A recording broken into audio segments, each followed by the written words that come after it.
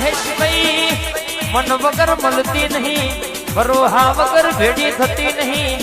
અને કહેશે કે પડદેવજી કે જોતો ચોટી છે તો કહેશે કે વૈશાખ બાપા કેવડાવવાની પરન મિલતી નહીં.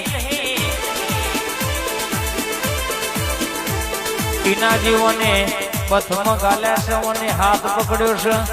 તાણ કે નવરંગપુરાના ઠાકોર રાજાઓને વેળા બદલી છે.